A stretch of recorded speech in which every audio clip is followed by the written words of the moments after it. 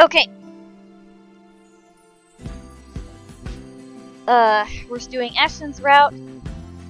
Please watch all of the A routes first, because I'm gonna do a speed run on this because I don't want to really read all of it because Ashton's route takes so long. Anyway, parties have never been really my thing. They're always such a hassle and takes too much time off my day. Prior plans and commitments canceled, all for the sake of playing along with others. Welcome everyone.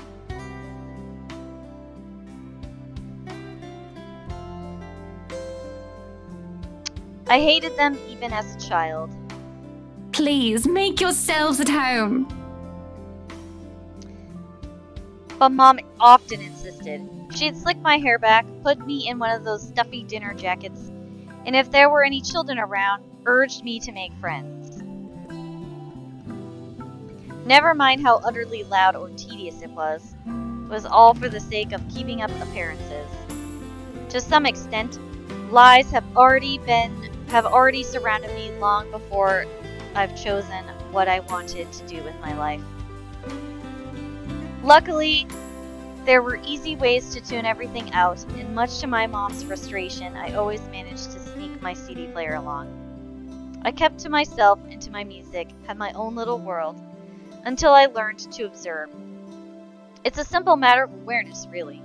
And for someone with keen eyes, a skewed necktie or a simple flick of the wrist alone could tell volumes about a person. I still don't like parties, especially ones as big and fancy as the Wrights' housewarming. However, when there's actually a reason to go to them, I figure they're not too bad. Be careful with Shirley, alright?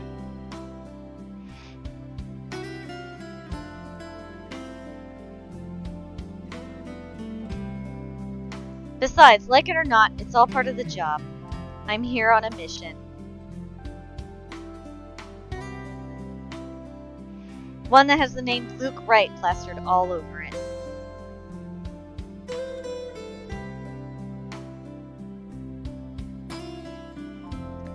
You'd think the man would want to remain inconspicuous after his name was linked to several high-profile crimes across Luxburn.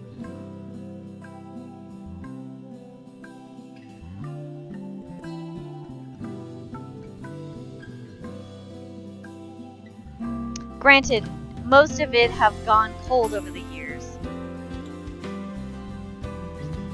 Have stagnated without any lead or evidence, but that still doesn't make him any less suspect.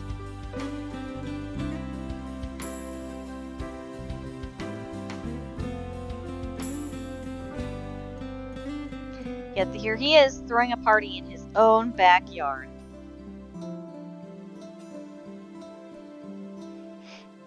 Although, having absorbed the man this past year, I'm not even shocked. He craves it, the damn spotlight. Constantly yearning for attention like a neglected puppy. It doesn't take a genius to figure out why he's nowhere to be found in his own party. But that's not the problem here. What pisses me off is how far his reach extends. How close he has creeped into the lives of people I care about. Again, like a stubborn itch you couldn't be rid of. First, Professor Clark, then there's Isabella. I also spotted Z-Man here a while ago, and now there's also Rebecca. Can't you at least act with a bit more shame? Becca, if I find a single scratch on Shirley, there will be hell to pay. There will also be hell to pay if he as so much as harms a hair on either Zach or Rebecca's heads. He might have already done so with Isabella. And I wasn't able to do a single thing to keep her safe.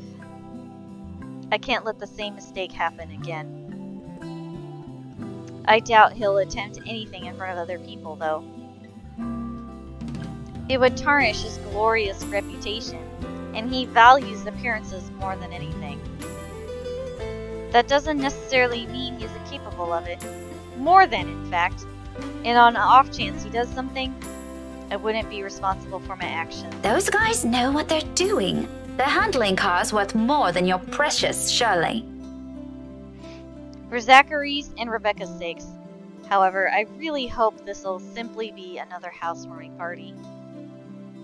Even though something tells me it's anything but. Call it a detective's intuition or whatever. When Luke's rights involved, nothing good has ever come out of it. I can't let my guard down here. Even more so when a familiar car slows to a stop and out comes... Chief? My presence here might be odd at best, but I have an excuse.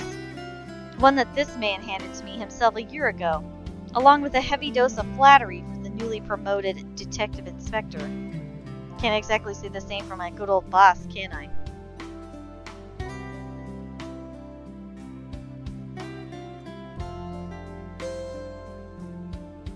Although to see him here chatting it up with Luxborn's rich and famous isn't such a big surprise in and of itself, no disrespect meant, but the guy is obviously a social climber. What is surprising is the fact that he seems all too eager to mingle with a person of interest's wife. Just what the hell is he doing? Ashton, what's... Sorry, Becca, I just saw someone I need to catch up with. Longtime friend. What the shit is going on? Oh, wait, Ash! What about... This won't be long. Be careful while I'm gone, okay? Hey, be careful! About what exact... I don't want to draw attention to myself either. At least not until he's given me proper reason to spoil his little party. Thank you for the invite, Anna. Husband still missing, I see? I should be saying the same of your darling Rochelle, Lee. The doctors again. For now, the best I can do is wait and remain conspicuous. Especially with the chief here, whose motives are dubious at best. If it means having to pretend I don't know Zach and Rebecca, or forcing myself to rub elbows with people I barely know, let alone like, then so be it. I can't involve anyone. Wandering is out of the question as well, when there are guards in civvies stationed here and there. Sure, getting past them is something I could do with ease, but I'd rather not right now, so when I'm one of those few people snooping and roaming about, it'd be best to try and do so once there's a crowd of people. And if their interior designer's drunken claims are to be believed... Yes, well, what about Luke? Should we file a missing persons report now, or do you want to wait 24 hours? He's around. You know, I can tell if someone's bluffing. It'll all come down to how well I'll play my cards tonight. With a good hand, this party is going to give me the breakthrough I need to crack Luke right. Or something to prove my suspicions wrong. Maybe find out what kind of game my boss is also playing. I've had an inkling before, a few hunches tempered down by how much of a bumbling fool the man appears. But one does not simply deal with the rights and get invited to a party they host without wanting anything from either of the two. Or it's the other way around. So with a last weary glance at the two, I head into the ballroom. I just hope this will not complicate things further.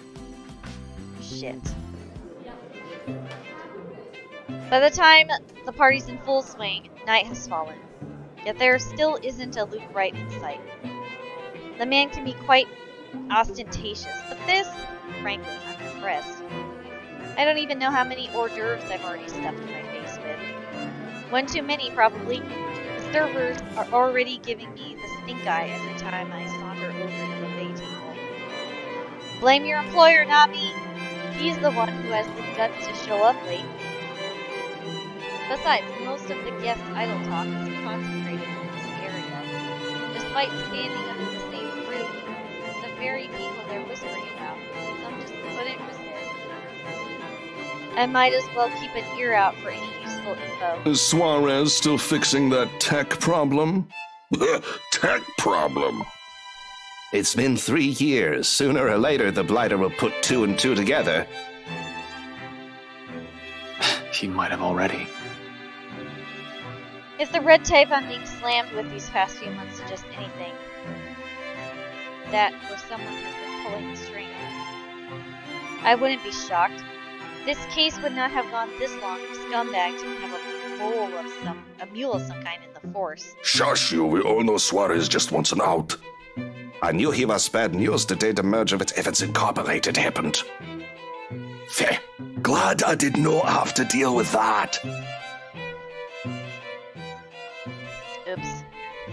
But keep it down, someone might hear. The wife especially. This kind of negligence has always been an advantage, but sometimes I wish I could be smashed drunk while doing this. Having sharp ears also means you get to hear the most unsavory things.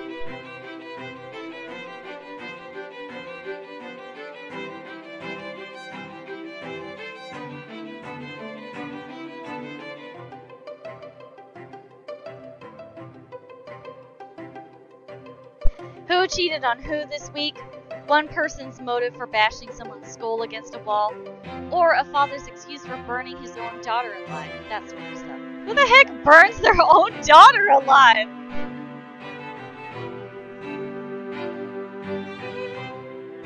Like, who just casually drops, "Oh, I murdered my daughter"? After a few years, it gets tiring. You get desensitized to it.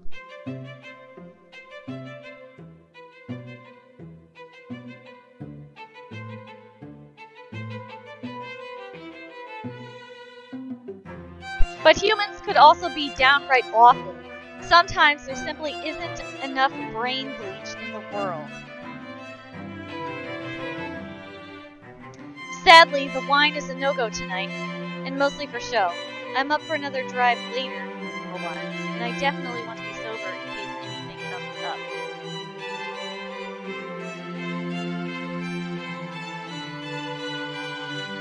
And something always comes up in assignments like these.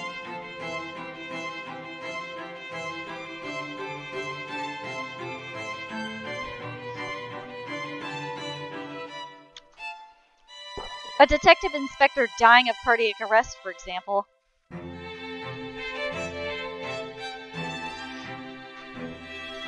Because I can feel the moment my heart grinds to a halt the second I shift my eyes to the corner of the ballroom.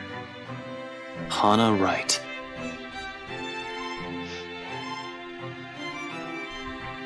Some will say I'm acting a touch bit paranoid, and maybe I am.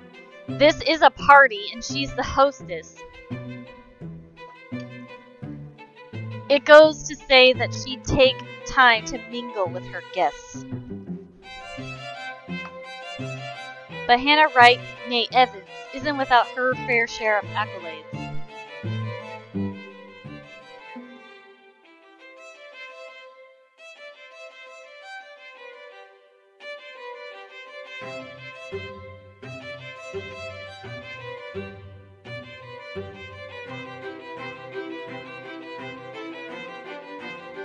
At least to the public, she doesn't seem like it. Unlike her husband, she's the one with the business sense, not to mention the impressive track record needed to manage a company.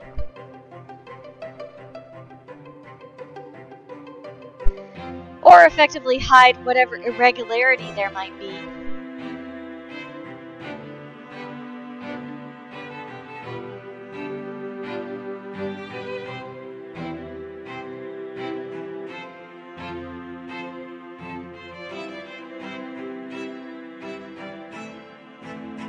She's clean as far as my agents and I have found, but it doesn't rule out possible involvement with whatever her husband's up to. And with Z-Man's personal opinion of the woman, there are certain gut feelings you really can't shake off. Hell, Luke Wright came out clean in previous reports until I bothered to take a deeper look into it. With what I found may not be sufficient enough to bring anyone to trial yet, but it's enough to nurture suspicion. This may be a bit of an overreaction, but no one lasts long in my line of work by being careless. You would catch his eye a lot better if you wore nicer clothes, don't you think? Didn't realize the housewarming was going to be this fancy. I would have gone with a nice dress if I knew. Nothing to be worried about, but then she's probably even more careful with appearances than her own husband, having grown up with the spotlight focused on her. Yet, even knowing that, the anxiety stays. has been here since the party started. I've brushed it off earlier.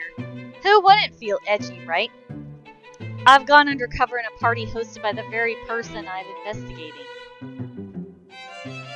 That in itself is risky and has plenty of room for error.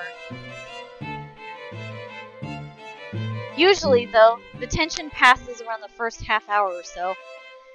I've been trained to remain composed in situations like this. However, with each second I spend here, it only grows heavier and seeks to overwhelm. An odd feeling that someone is watching me instead. It has been like this since last week, but I should already be used to this.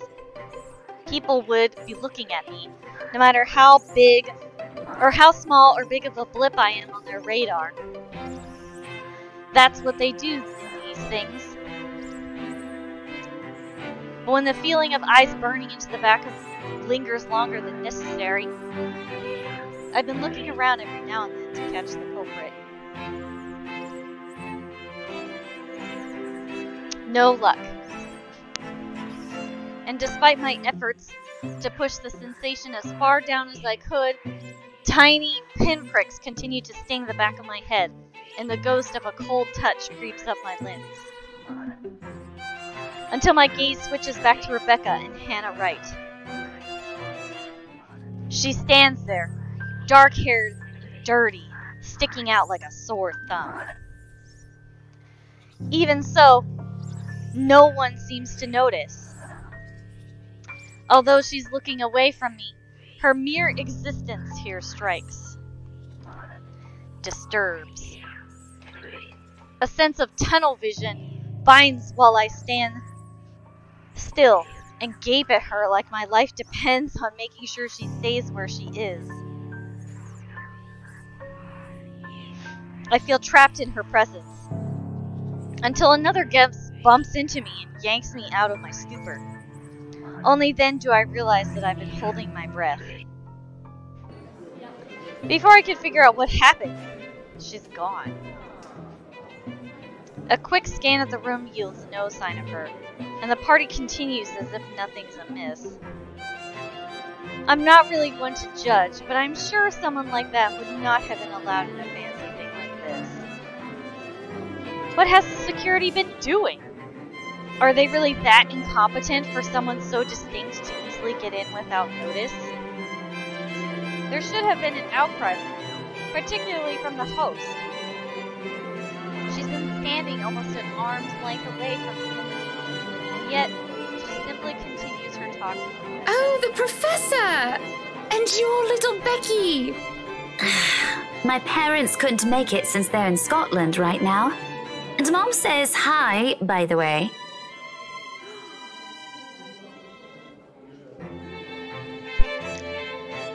Is there something in the food then? That I'm starting to see things?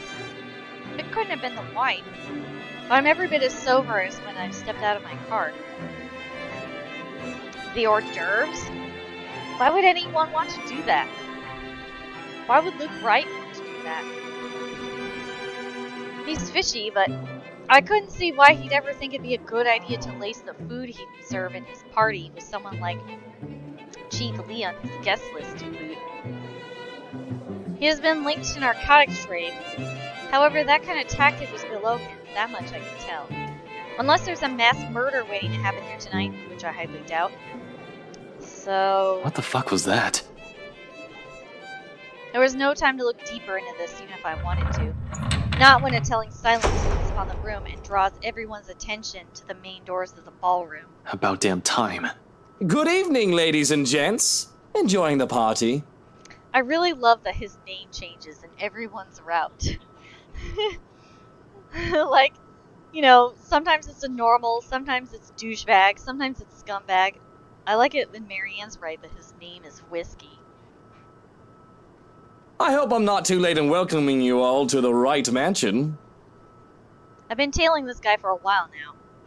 Before that, I heard stories from previous officers who tackled this case, none of which are pleasant. Mind, I'm not counting the incident with Professor Clark, yet pleasant is glossing over the gravity of it. While Wright's good at covering whatever shady stuff he's doing, she's shown to be a really rotten guy. At least, that's the case when he thinks none of his peers are around to judge him. I've lost track of how many counts of verbal abuse and harassment cases the guy could be pinned with. Fuck, he even tried to make a move on Isabella back in the open house, right in front of his wife! Standing in the same room as him doesn't make me want to punch him any less. Actually, the urge is stronger. The protocols, my case, first and foremost. My own opinion of the man shouldn't get ahead of my purpose here. If I want to put him in his place, it should be in a court with all the proper charges filed against him.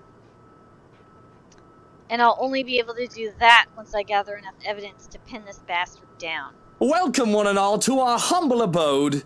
Tonight, if you have yet to find yourself in your roles, you are all ladies and lords of the court of your king and queen, if you would excuse my presumptuousness. So, enjoy the feast that has been laid out for your senses, as we only allowed the best to be served. Enjoy the rest of your night, everyone! Suppressing my annoyance, I prepare to step away from the crowd. Amidst the cheers and claps, now is a good time as any to boo. Try to find that something the McCullough woman talked about. In the first place, I've had no plans to actually shake hands with the slimeball himself. A fake smile plastered on my face while I pretend to listen to one of the other guests gossiping about him, all while slowly inching out of the ballroom. Unfortunately, before I could get any further... Are you feeling ill, Rochelle? Perhaps you need to sit down and... Rich people only have two ways to resolve their mess. Either they quietly deal with it behind closed doors, or they create an even greater problem out of it, and it blows up in everybody's face, one way or another. Fun! No! Shut it, you monster! I ain't talking to you! I'm talking to this scumbag over here! You bloody bastard standing there with your smarmy smile! Not even a few seconds in, and this is already proving itself to be a big public spectacle. Why spend money on a television to buy daytime operas? You could just go to one of these parties and see the action unfold in real life. You get free food, too. Really, if I were an actual guest, I'd just take this as some sordid form of amusement. Watch your tongue! You're on thin ice, Rochelle. Where's your husband? Who even invited you?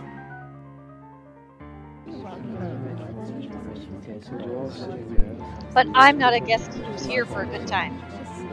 I need to focus on him, even through this whole sorry tale. So I wait, I listen, and I observe. Interesting, isn't it, though? The chief's inspector wife.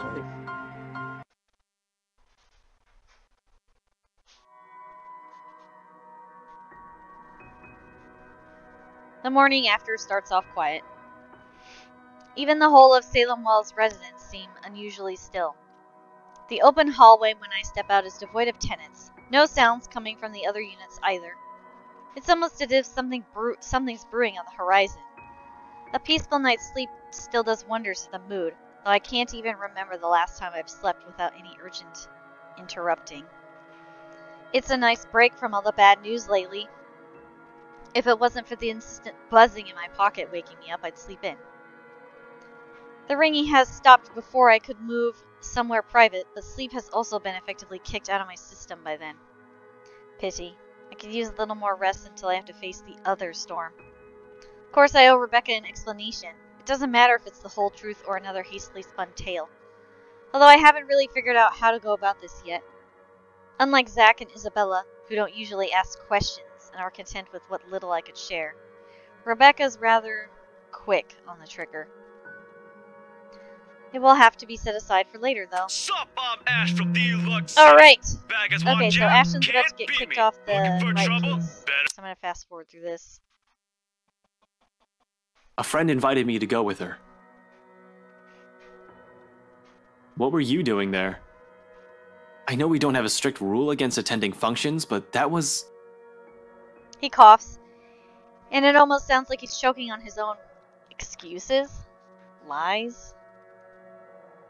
I don't want to accuse him of anything, yet he's someone I've respected since I joined LPD, even with his bizarre sense of humor and tendency to procrastinate. He's obviously competent enough to get the job done. He wouldn't be Chief Inspector of Luxmore Police if he wasn't. He wouldn't last years in service without some track record backing him.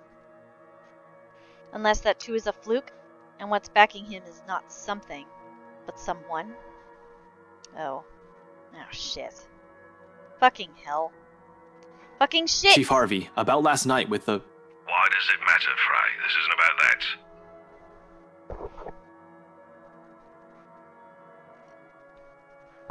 Why does it matter? Why does it matter? I'll recite the whole damn oath we've taken upon being sworn into service if I can, but at this point it seems too late to remind him of that. He's probably already moved from serving and protecting people to serving and protecting his own interests. Damn it. I've suspected the upper brass of this, even the lower ranked subordinates in the first, but my own boss?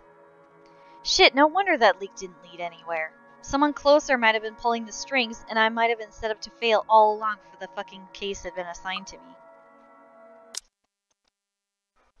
Maybe you even just used me to get into the party. Yes, Rebecca. We did use you to get into the party. You said yes to being my +1, but you were rather excited to just peel yourself off, weren't you? Honestly, I'm feeling a bit used.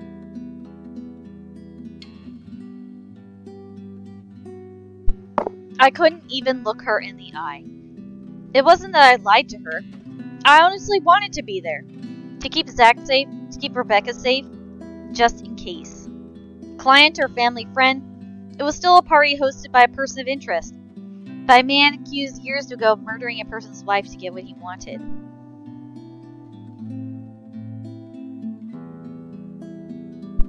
But then, Chief showed up, Hannah Wright happened, and Luke Wright just couldn't be bothered to die peacefully somewhere.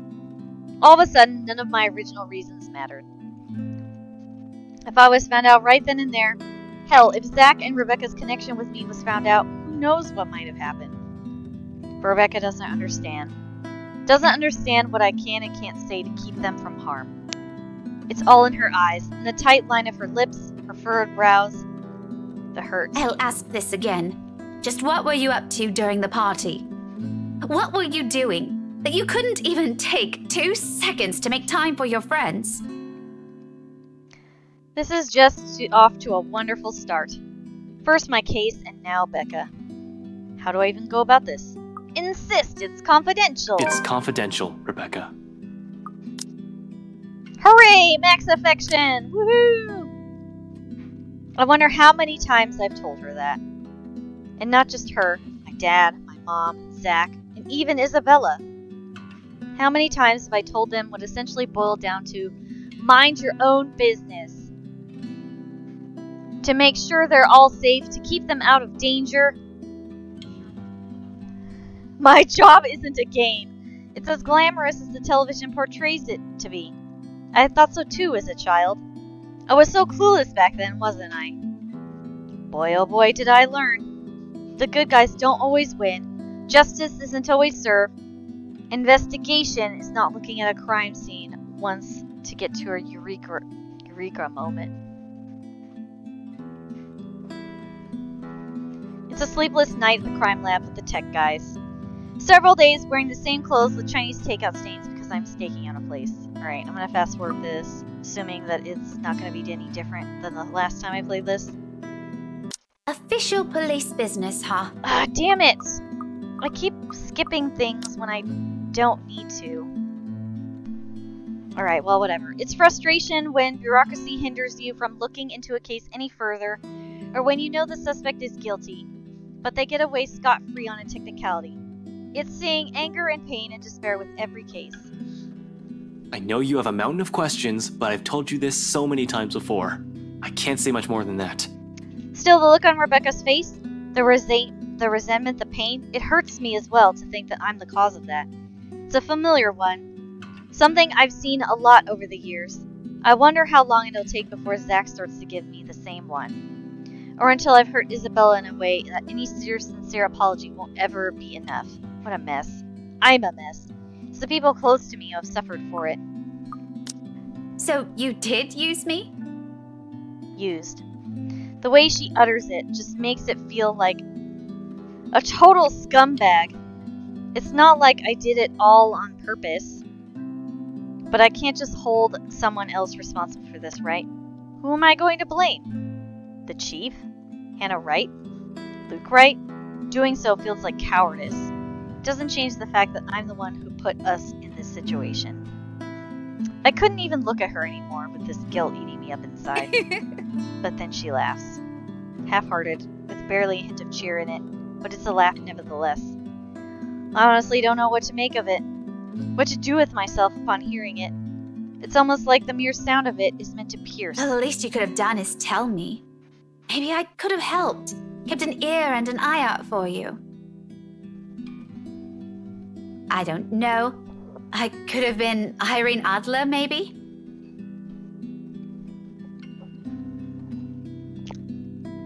Her smile doesn't quite reach her eyes, but the mask she tries so hard for me. I give her a smile of my own, though I imagine it comes off as unenthusiastic as her. It's far easier to slip back into banter when it's like this, to just brush off everything. At least this way, we wouldn't have to deal with The woman? Things. Don't flatter yourself. Nancy Blue, more like. Her sidekick would beg to differ, Ashette. I couldn't stop a wry grin from forming in my lips. She probably still has the photo from that contest, keeps it in her old diary. I never did find either of the two after I threatened to burn them. In the end, I just never brought it up again, hoping she'd just forget about the whole thing. But the small smile on her face says a lot. Those were good times. A lot simpler, a lot more peaceful. Now things have changed. We're no longer the same people we were as kids. Growing up together doesn't mean it always has to be just the two of us in the first place. It's a dumb notion to believe in. When nothing ever remains constant, things will inevitably change through the years. In fact, it already has. Long ago. Not just with the people we were allowed in our respective lives, but also with us as people and as friends. It really does get complicated as we get older, doesn't it? Now everything has to be, though. Even if it's in the form of a promise, I have no idea when I'll be able to fulfill it. I swear, I'll explain when it's all over. The silence afterward brings an even heavier air between us. Something that Rebecca thankfully doesn't allow to linger more than necessary. I suppose you have to go now, huh? The situation's already awkward as it is. Dragging this out will only make it more what? Difficult? Messed up? As if it isn't already. Back to your case again? I don't really have to. I have no case. As far as the job is concerned, I have the weekend off until I have to report to the chief on Monday.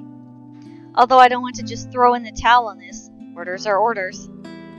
This isn't like the movies. I don't get to say fuck off, throw my gun and badge at him, become some vigilante, save the day and then get my job back. I'd rather get my ass thrown in jail than do any of that.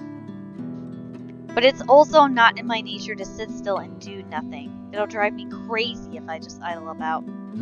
Besides, there's someone who has to know about this whole Luke Wright thing. I need to go talk to Professor Clark. And there's something else I need to look into.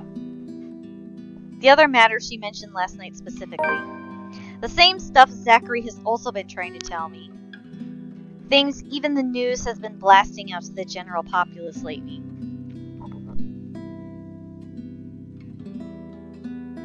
Evening, afternoon, morning, all deaths with the same modus, blamed on a single serial killer. Or is it still the case? Found dead in the early hours of the morning today. The fire was contained within the room and no other tenants were harmed, according to Luxborn police. We're grasping at straws as far as these murders are concerned. In the first place, I'm not even the one heading this investigation. Yet look at me treating it as if it's another high-profile case on my shoulder. How sad is that? Although all three of my friends have mentioned seeing something strange, I don't want to get into that line of thinking for now. Not yet. Not until I've exhausted every logical argument I could throw at it. To be honest, though, I don't know how to take all of this anymore.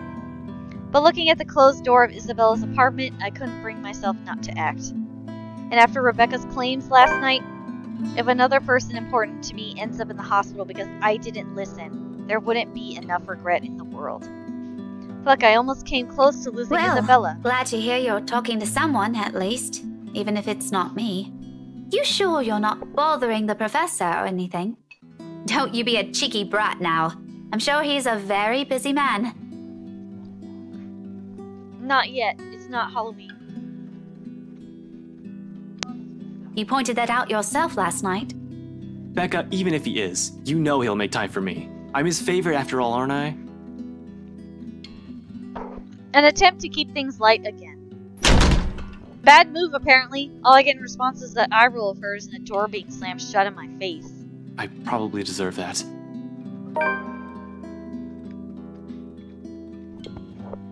We'll just have to fix this some other time. By then, her temper is sure to cool off. Alright, maybe now I can fast forward.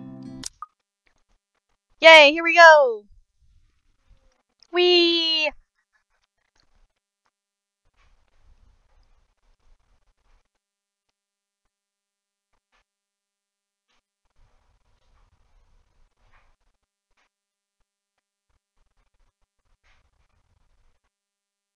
Oh no, the creepy elevator stuff! I am definitely not doing this shit again. I am skipping this shit. Oh god. Oh, I'm so glad I don't have to see her stupid face. Hell no.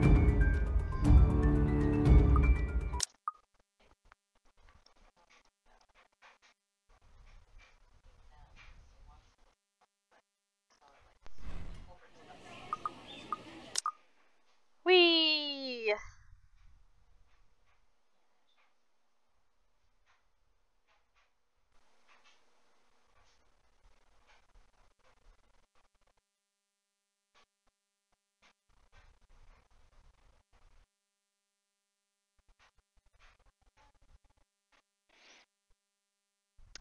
This is... Oh. Let's see what happens when I rush him. Oh, This is my friend, and he's fucking shitting on him. Nobody will blame me if I ruin his pretty face, right? Not with all the shit he said. Nothing would be more satisfying than to see his smug face all battered and bruised. Nearly every fiber of my being is just itching to beat some sense and decency into him. Two other officers put a hand on my shoulder to stop me from doing something I'll probably regret. Inspector Gale and Officer Carl. Don't do it, man. Listen, we all know he's a big shot. Landing a good right hook is only going to do just that. Land a good right hook. But it isn't going to save your friend, and you won't be doing yourself any favors. If you want him beaten and humiliated, it's got to be in court. I don't know. I'd love to see Moneybags over there get wailed on by Karate Kid. My bet is on that giant with the glasses, though. Oh, wow. I have never seen Inspector Abigail, so this is cool. Well, you're not helping. But you don't want assault charges on you, do you? I don't, but it'd be worth it. Really, it's like I can't even hear myself right now.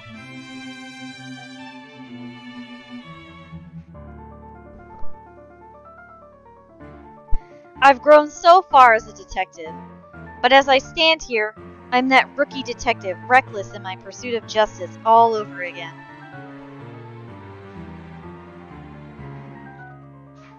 When I shouldn't be, not if a mistake on my part might cost Zach's life. I don't doubt it'll be satisfying, but Carl is right. He's not worth your badge or the trouble. Trust me. Whatever. Just let go, will ya? Their hand on my shoulder stays. If anything, their grip on me tightens. In the end, it's the look that the chief throws my way that makes me falter. They don't even let go of me. Not until Wright and Chief are out of my sight. And it's awkward going on from there. The precinct is quiet, though the usual hustle and bustle of activity stayed. Everybody is making a concentrated effort to shut their mouths about the whole scene. I wish they made the same effort to keep themselves from staring at me, though. They all want to talk about what just happened. But at the same time, they don't want to acknowledge that it did happen and refuse to even make eye contact with me. I don't give any of them the chance to talk to me about it anyway, only leaving a stern order with the nearest officer. Look out for Zach while he's locked up, will you? That's it. I have no further business here.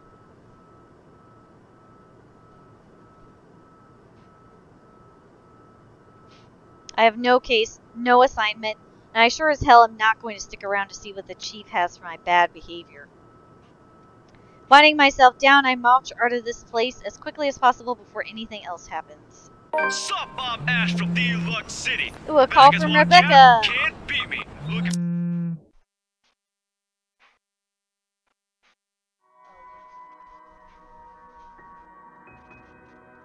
I have a slew of opinions about that plan.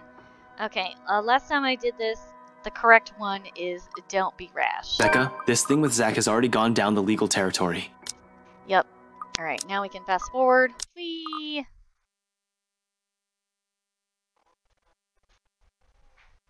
Haunted apartment, get the fuck out. Oh yeah, hell no. And this is where we find a sad Zachary.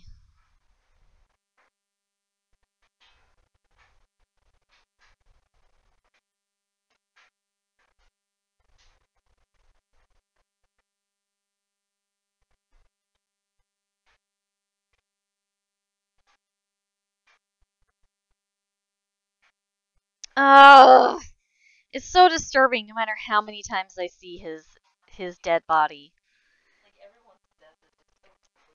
I know. Okay, so offering a vague answer gives us what we want for Rebecca. And I'm going to read from here because I'm pretty sure we get a new cutscene. I need to head off somewhere tonight. A vague answer. It's all I can offer, and hopefully this will be enough. It's not an outright lie. But that, though, doesn't make me feel any less awful about this. It's worse when you know she's only asking because she's worried. Part of me wants to tell her, admit exactly what I'm planning tonight. What good will it do?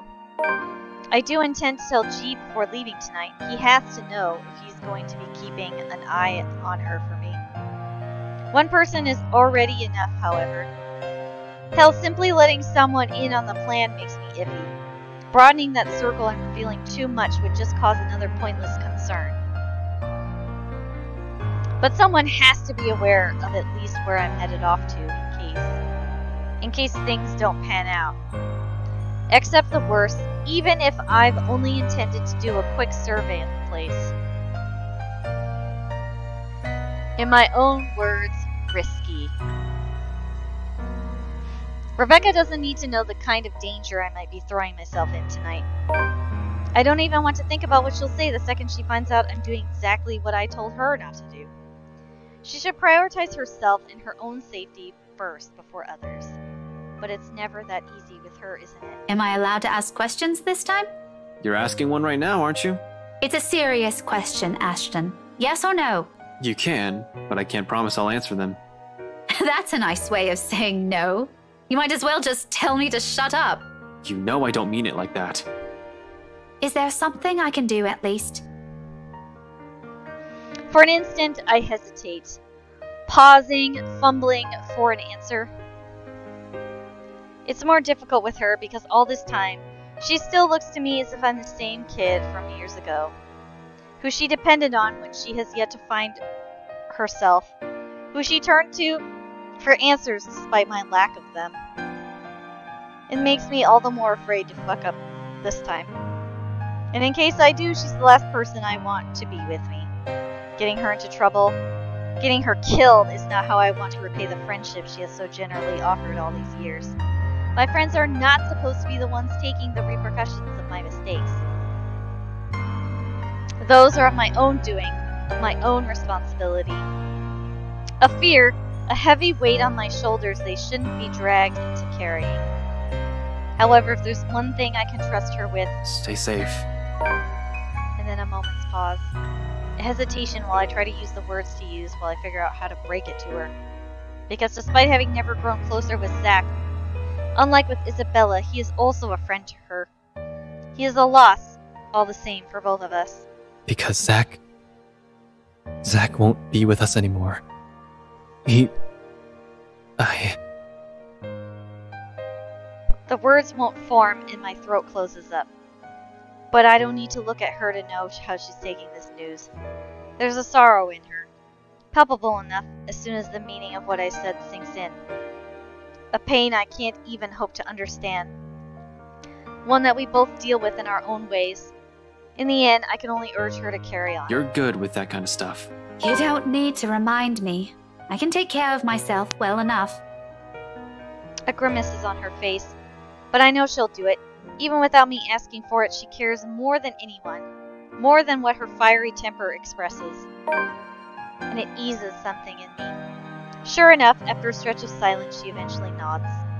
She doesn't entirely agree with this. It's in the distant look on her face, but she's willing to trust me on this. For now, that's enough. Either way, it's best that we simply leave things here for now. There's already an understanding, albeit something we both don't agree with. No need to push it further. With a light, reassuring squeeze on her shoulder, I stand up. At the same time, footsteps shuffle from the pub's entrance, and cheerful chatter suddenly fills the room as a group of people enter. It's all the distraction I need.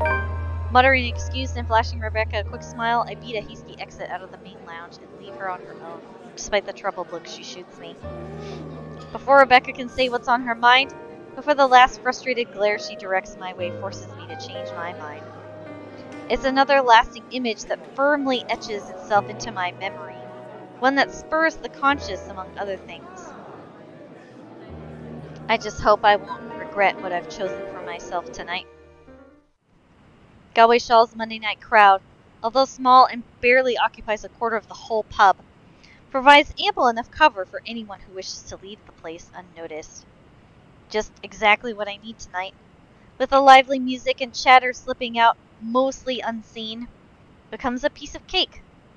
Without much trouble, soon enough, I find myself standing outside under the chilly Luxbourne night. A gust of wind picks up shortly after I step out, carrying the telltale smell of an impending rain. I'll give it about an hour or two before it starts. From the looks of it, tonight will be another downpour, maybe even stronger than the one that we've had this morning.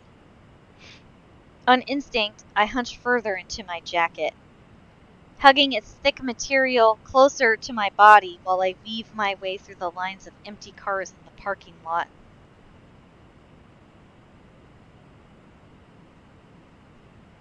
Hugging it. Oh, 4 hours is all I'm giving myself to get this done. Regardless of how generous that is, each second is just as important as the next. With a brief detour needed, I can't waste time dallying here. If this is all connected, I need that damn piece of paper with me, however ridiculous it sounds. If I remember correctly, it's among the stuff that Rebecca brought that first night at the hospital. I'll find out soon enough. I just hope Isabella's aunt hasn't read or disposed of it yet. That'll be a whole different problem.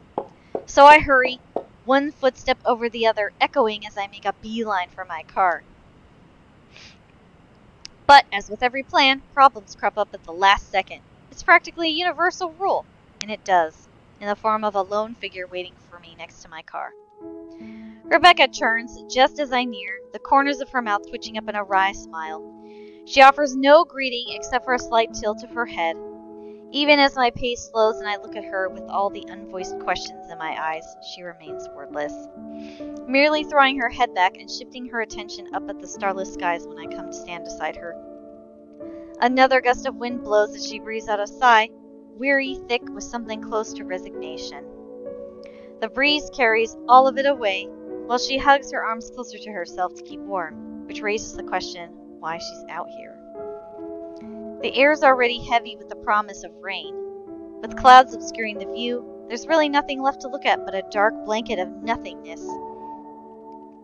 Still, she stands here as if she's intentionally waiting for everything to fall. That or she's here for some other reason. But before I can voice a single word, express a disapproval of any kind, she reaches a halting hand at me, sharply cutting off the rest of my question. I'm not here to stop you.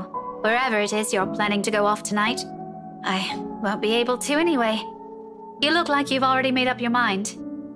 Go back inside. It's going to rain soon. It'll probably be even heavier than the downpour we had this morning. You wouldn't want to be caught in it. I will, in a moment. I just want to stay out here a bit for some air, away from the noise inside. Everything's been so chaotic these days. This little break is nice, even if it means standing in the middle of a parking lot, of all places. Getting out of this mess would definitely be better, but hey, you take what you can get, right? It'll be over soon. The confidence in my own words surprises even me. How do I know? Why am I so sure? When in truth, what I'm about to do is a last-ditch effort. If this fall fails, I don't know if anything, or if I don't find anything, we're back to square one. It's the last lead I have. After this, we have nothing else to go off from. Regardless, it seems to amuse her, and her laughter soon sounds above the murmur of the distant traffic and the light draft sweeping around us. How I wish. I'll be content as long as she stops showing up in my mind whenever I close my eyes. I think that may take some time. The brain doesn't easily forget trauma. I can try. But, you know, it also did a lot to us. Tell me about it. The back of my head's still smarting from my fall last night. Not that kind. I'm talking about us. As people. I hate to admit it, but this whole deal with the ghost, with the curse, it also brought out an ugly side to us. And it made me realize plenty of things about myself, about us. Rebecca trails off. Suddenly, a pensive expression spreads across her face. I've seen it countless of times before. And every time I see it on her, it's usually followed by a memory, a silly story, or even something embarrassing I've said from childhood. Unlike me, who will much rather forget, she remembers each of them so easily. After a short bout of silence, when she smiles, I know this is one of those times again. Do you remember that one time, back in secondary? Which one? We did a lot of dumb things back then. Well, I did, but you get the point. Mandy. I thought you still don't like her. Don't tell me you've kept in contact with her. Are you guys friends now or something? Oh no. We do see each other sometimes. On the way to work or when I go out for lunch, but it's nothing like that. We're not friends. Not in this lifetime. I don't think so. I don't think we'll ever get along, but if it wasn't for her, we wouldn't even be friends, yeah? You stood up for me that day. And from then on, things have changed. She makes it sound like I'm some sort of hero. Mandy was in the wrong, of course. I'll defend her if no one's going to stand up for her. Who else will? Chances are it would have escalated, and who knows, maybe she would have stopped going to school or transferred. Any decent human being with an ounce of sense should know better. I acted because I know what I'm doing is what's right. It's as simple as that. Yet she smiles as if it's worth more than that. A fondness that goes beyond nostalgia. I guess what I'm trying to get at is, this time, I don't want this to go unsaid. You know, just in case something happens. Ash, I've always been in love with you. She says it so plainly, holding my gaze and in a voice too frank that her admission stuns me into silence. Like the wind has suddenly been knocked out of me in one fell swoop. No words will form. Not even a single coherent thought, as the meaning of her words bear down on me. Nevertheless, she continues, desperate to express everything she has kept to herself all these years. This is what the fondness is. Why, for her, it weighs heavier than any feelings of nostalgia can carry. Since that time in secondary? Since I made that promise to never leave? I've always truly loved you. Afterwards, there is a relief, a weight suddenly being lifted from her shoulders after so long. She closes her eyes and lets out a breath. When she looks back to me, though, there's nothing but hope in them. Eyes that are searching for an answer. Facing the sincerity behind her words, I find myself grasping, scrambling for the words. Because, as flattering as this is, it has simply never occurred to me that she'll ever hold affections like this for me.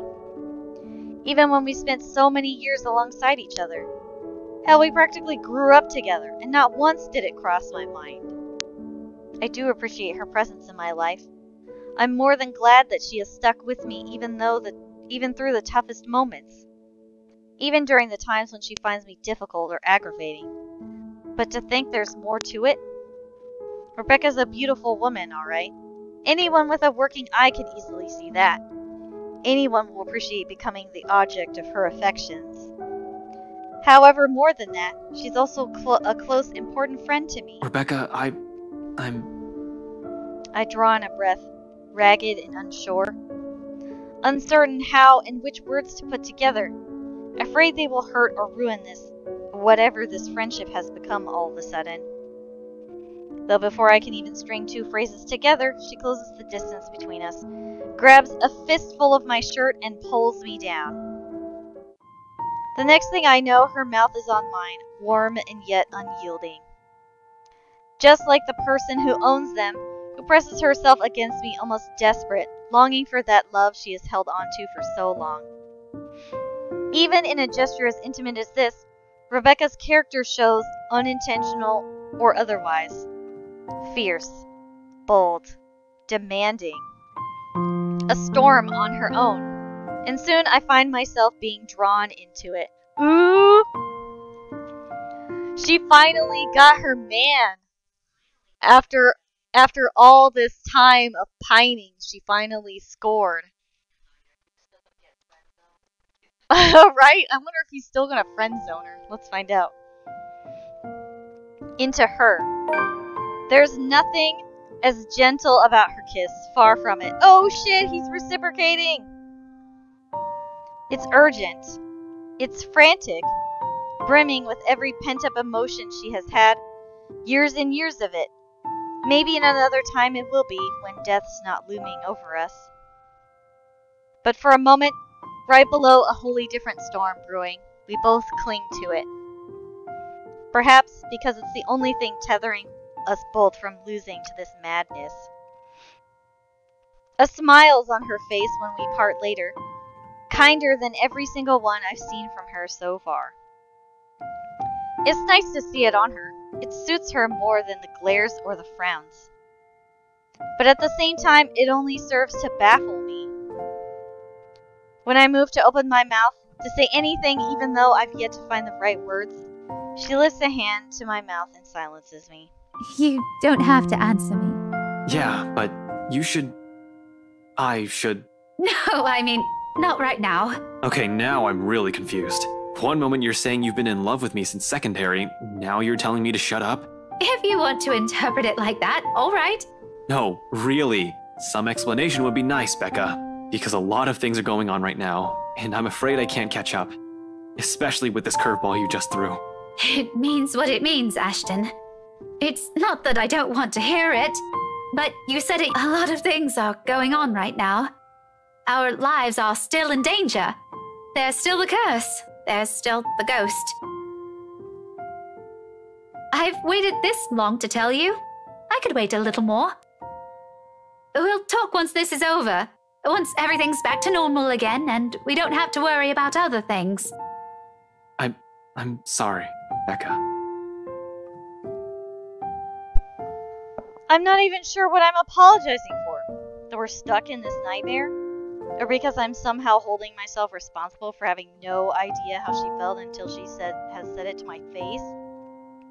Regardless, she continues to smile through all of it. It's not your fault. Don't say that. I'm the one who should apologize. Since I suddenly sprung this up on you when you have other things to do, I just thought I should let you know. Anyway, thanks for hearing me out. I won't keep you long. I know you have things to do. Just promise me you'll be careful, alright? She doesn't wait for an answer. Instead, she gives me a push with a force only heavy enough to throw me off balance. Caught unawares by the gesture for a few moments, I fight for purchase against my car's trunk, bracing my hand on its smooth surface. When I look up with a string of reprimands ready at the tip of my tongue, Rebecca's already halfway through the parking lot. There's a small skip in her steps, while the breeze carries the light tune she's whistling. On a whim, I let its notes be the last thing I commit to memory before slipping inside my car and driving off. It sounds like a new beginning more than anything. Another reason to be optimistic. Alright, let's see if I can fast forward this. Sweet, I can. Oh, just kidding. I cannot. The wind has already picked up upon my arrival at the Ermengarde Hospital. Somewhere the faint sound of thunder booms, filtering even through the concrete walls of the place. Though sparsely manned around this hour, the on-duty nurses' lively chatter easily fills the lobby. Some recognize and coax me into joining them when I pass by, but all of this has been turned down in favor of rushing straight to Isabella's room. Her aunt's nowhere to be found when I slip inside. On the bed, Isabella remains still, the constant beeping of the machines as the only signs she still lives. Same as any other day, as well as the day before that, nothing has changed in her condition. And every single time I've stepped into this room, the sight of her weak motionless still sends a painful pang in me. Despite what her doctors have been telling us, despite what happened during our last visit, I'd like to believe she will still make it through. And when she wakes up, all of this will be over. Hey, scaredy cat. Hang in there, alright? I'm going to fix this mess we're in. And once you're okay, you're buying a whole month's worth of ice cream. She won't be able to answer. Not yet, but I imagine her laughing at me right now, daring me to make good on that silly promise. And I will. Finding the letter among her belongings doesn't take long.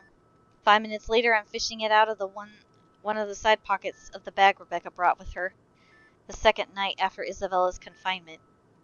To think no one bothered to throw this away. I guess that's lucky. I mean, look at this thing. I won't take it seriously, seriously, if it isn't for all the fucked up shit that's been happening. This is the sort of stupid people pass along as a prank through emails and text messages, for fuck's sake. Did people seriously make copies of this and pass them around to try and save themselves from a possible curse? That's inane logic that could be garnered from the fact that there are multiple victims. Was Isabella not saved because she had simply shown us this one instead of sending 5 different ones?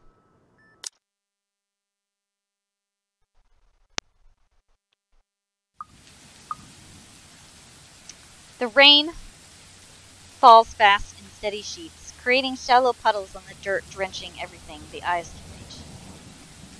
So after he picks up the letter, he heads out to the mansion. Despite having grown up in the city, I still despise the rain. Living here doesn't mean I have to like it. Lucky me, I've reached the mansion before the downpour has turned torrential. The long slog from the Ansem village by foot has already been made difficult by the light drizzle and biting winds buffeting against my body every few seconds. By the time I found cover under the trees lining the vicinity of the mansion, my shoulders are already drenched. My hair is also sticking against my skin and out in every possible direction.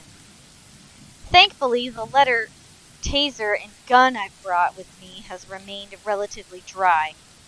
That's the most important thing. However, those are the least of my problems at the moment. Sometime after the housewarming party, Scumbag, right, has suddenly grown a brain and tighten security around the mansion, likely because of what Zack did. A guard is now stationed in every possible point of entry. The main entryway, the back door leading into the kitchens. Hell, it's almost a miracle that no one has spotted me once I entered the property. Although that's probably because I've been keeping close to the forest. While I can always create a clever way in for myself under this deluge, it'll be difficult to do so without making much noise or leaving tracks. I don't really have the luxury either, do I? Considering how off this place feels, I've stepped in the property and the mansion came into view. Every light is off. Even with the security personnel on patrol outside, the whole house itself, it feels empty, eerie, too quiet. Normally, I'll pass it off as some kind of power outage because of the storm. It's not a far-off conclusion when this place is almost in the middle of nowhere. However, something just feels wrong. Something happened here. Or about to. It's the sole reason why I haven't done anything yet. Simply observing, watching, listening, for anything I might be pressed for time. But I'm not a careless idiot. Although I need a way in, desperately so, moving without thinking will not only endanger me, with so many unknown variables and what we're dealing with, I have to act on the assumption that someone is always in danger, especially in this place. I can't act impetuously.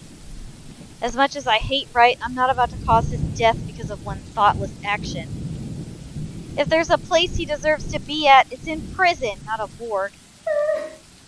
So when a hoarse, painful sob suddenly rings out above the loud pitter-patter of rain, only then do I stir. A woman. Perhaps a servant? It's coming from the forest. Just right up ahead, in fact. Not too far from the house. Regardless, I give the place a quick, wary glance before following the noise. Carefully keeping to the shadows, one cautious step after another. Louder and louder it goes as I get near. Until it abruptly turns into a loud, desperate, anguished cry. I break into a run. One nervous hand ready on the gun, holstered at my hip, and the other raised for balance as I scurry across the dense understory. Dead leaves crunch under my shoes, but I pay it no mind. There's only the voice, the woman, and nothing? Abruptly, it all stops, and I am met with a sudden hush. Blank. Empty. Almost deafening in its stillness. Even with my labored breathing and pounding heartbeats against my ears, behind me another branch breaks and... Dread surges within me while I spin around and take a hard step back, ignoring the chilly pinpricks crawling at the back of my neck. But before I can even meet her eyes, the world unexpectedly pitches sideways, tilting. And tilting till the ground beneath me finally crumbles. My hands fight for purchase, only to meet air. And by then it's too late. My foot slips further and the rest of my body follows. Dark spots blur the edges of my vision. Black tendrils twist and coil around my limbs. Soft footfalls echo from the far distance, scurrying, scampering, moving in an odd rhythm with the sharp, piercing notes of her laughter. But more than that are the voices, lacing venom inside every crevice in my head. Murmurs that jeer, scoff, and deride. Over. It's because you didn't listen. And over. It's all your fault. And over again. Why won't you believe me? A reminder of what I failed to do and of who I failed. What I'm trying to desperately fix. A scream threatens to burst, but my throat closes off. Ever so slowly, a chill seeps into every nerve in my body, washing away every sensation in me apart from one. There is only fear. Once again, her laughter echoes, a sound both bitter and unforgiving. It is the last thing I hear before she reaches for me. The ground trembles. The world slows to a stop. Half darkness greets me when my eyes finally open. the soft patter of dripping water somewhere spurring my consciousness further. For a few short moments, I remained still, blinking away the dizziness, allowing my vision to adjust to the lack of light, and my breathing to even out first before pushing myself up on one arm and attempting to stand. Turning alone is a struggle on its own. An inch of movement sends a stab of sharp pain right up my arms, my back, giving me another pause. Shit. I hope it didn't break anything. Fuck. There doesn't seem to be any injury or a major fracture, although the whole of my back does feel sore and raw. Probably from what I've skittled down prior to landing myself here. A comforting thought. The second attempt comes easier, though no less painful. And by the time I'm back on my feet, the exertion has left me gasping in short, shallow breaths and leaning heavily on the wall nearest to me. Behind me, a light draft blows in from where I've fallen, coming in short, sharp bursts into what's apparently an underground tunnel, and brings in the fresh, earthy smell of rain from the top side. Regardless, it fails to mask the old, musty scent of the place. A mixture of mold and mildew, dust, grease, and something distinctly foul. Like death. More worrisome than the putrid, festering smell, however. There are cells that line both sides of the tunnel. Under the dim light, I can barely make out what's inside of them. But I already have a few ideas, all of which I refuse to delve into at the moment, knowing how long this mansion has stood. Somehow, no matter how unexpected finding the existence of this place is, it isn't too surprising. I wonder if Scumbag knows about this. Probably not. Unless he's also the kind of person who takes joy in inflicting this kind of suffering on others. I don't really think so. He's rotten to the core, but not that rotten. He'd probably balk at this and move at the first opportunity and have it demolished. The very idea of what has occurred in this place years ago makes me reel as well. I've known long ago places like this tend to hold secrets. This, though? If this is just the tip of the iceberg, I fear what I may discover in the mansion itself and the tale behind that fucking letter. But fear's inconsequential.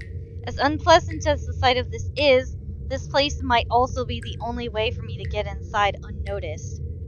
Sighing and taking one last gulp of clean air, I push away from the wall and delve deeper into the passage. Let's just hope it'll be smooth sailing from here on. Turns out that alone is too much to ask for this early.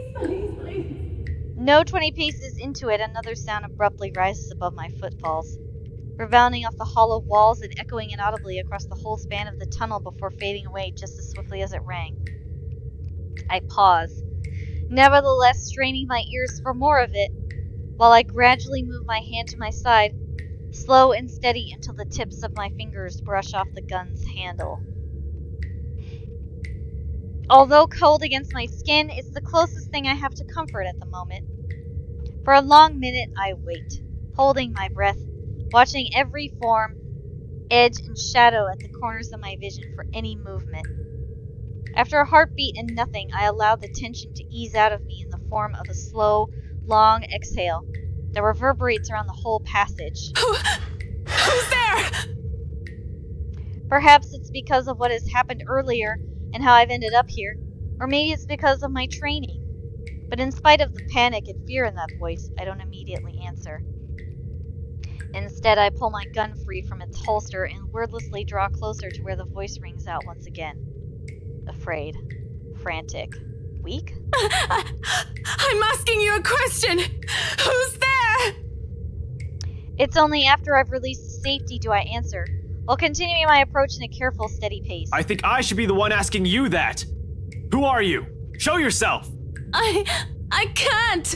I'm stuck in here! Well, a ghost will definitely not be saying that, or have a conversation like this, or be stuck anywhere. As if to prove her point, she extends a hand from one of the cells ahead and waves, Then she pulls back, grips the iron bars, and rattles. I can't get out! Can you help? In 5 quick steps, I'm standing in front of a cell, and sure enough, a woman's inside. Slumped on the floor, holding the bars with shaking hands, clinging to it as if it's the only thing keeping her upright. And not just any woman. You? McLaughlin? The same one I met at G's 5 days ago, smashed drunk and babbling her frustrations about her employers. Holmes? No, not McLaughlin. McCullough. Marianne McCullough. Famous interior designer extraordinaire. Not so extraordinary now with how exhausted and feeble she looks, trapped in a jail cell of all things. Her breathing's shallow and there's a paleness to her complexion. Sunken eyes, cracked lips, dried skin, all signs pointing to starvation and dehydration. What? How long have you been stuck in here? 3 days? 4? I don't know. I have no idea anymore. I just fell in and that woman, whatever. Can you get me out of here? Please. In a moment. But here, go feed yourself first before you fall over. I fish out an energy bar from my pocket and hand it to her. She's lucky I always have one on my person. For sudden emergencies or extended stakeouts, a little sugar to keep me going. Like any starving person, she wastes no time making a grab for it, unwrapping it straight away and taking in whole mouthfuls of it. Relief washes over her on the first bite alone, although she's going to need more than that if what she says is true. But for a moment, it's enough to keep her alive. Good thing she seems to have a sense to prioritize survival over comfort if the puddle in the corner of the cell indicates anything. Without water, the human body can only survive 3 days. No food, and I'll give it an average of 3 weeks. Though even then, it won't be a pretty experience. Granted, some have survived longer than that. She's still fortunate I found her when I did. Now to get her out. My bobby pins won't be of any use here. Not like I need it. Unlike the ones we have at the precinct, a simple barrel hinge holds the gates to the cell together. Without any special tools, I'll be able to lift the door and free her. However, with how heavy it seems, I'll need a lever of some sort to help. What are you looking for? Some wood, a 2x4, I guess, a plank or a pipe, anything I can use as a lever. Wait here. The hallway yields nothing but dust, dirt, and a few rusted chains scattered about. While I may find something in one of the open cells, I'm reluctant to check or even step in. Can't have another person trapped in here. However, McCullough ended up inside. Well, there's no... My head snaps back to her. McCullough extricates a wooden board from under the mess of hay and twine near her. Without prompting, she slips it through what little space there is between the bars. It's short, but it appears thick and sturdy enough for my intended purpose upon closer inspection. Good enough. I hope. I get to work at once, anchoring the other end of the plank at the base of the door and applying an ample force on the other end. It takes a bit of effort. No kidding with the heavy part. Still, a grunt, a gasp, a shriek. In a matter of minutes, with the help from her on the other side, the door eventually lifts off its hinges. It falls on the ground with a loud, ugly, metallic thud, but the sound of it puts an elation on McCullough's face. She doesn't even ask for help. As soon as she can, she hastily crawls out of the prison she has accidentally found herself in. More than happy to get out of it, despite lacking the strength to stand firmly on her feet. Thank you. Thank you so much. After the second day, I was so sure I was going to die in there. If you didn't show up, I don't even want to think about it. How did you even end up here? For a second, she appears hesitant, looking away and fumbling awkwardly with her fingers. I was looking for something. Someone. A contemplative expression flickers in her eyes. Something that's close to wistful, like when a person remembers a memory she's fond of. It doesn't last too long, but it still leaves me with the impression that I've suddenly walked into something private. Something deeply personal for her I'd rather not ask. So this whole tunnel, at the end of it, it leads right inside the mansion? The wine cellar. Right into the kitchen. There's a door of some sorts. I don't know. I think I pulled or pressed something somewhere. I was in a hurry. And I'm not sure if it'll open from this side. Hell, this place wasn't even in the floor plans. What do you mean? Does that really matter now? We have to get out of here. People died in this place. Kids! Oh God! Kids! I could have shown you, but that thing won't turn back on anymore. It's like it only waited for me to see it before shutting down or something. How long has that thing even been in there? But those poor kids. All because of that thing. Wait, hold on. What are you talking about right now? The bloody letter! Ever since I've read that thing, since that day at the open house, she won't leave me.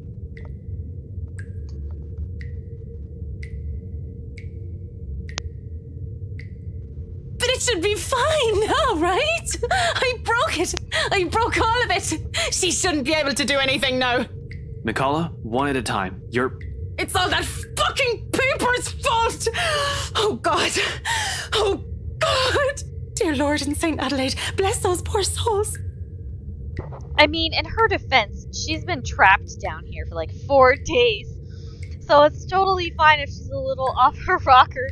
We're not safe here. We need to leave. If we stay here any longer...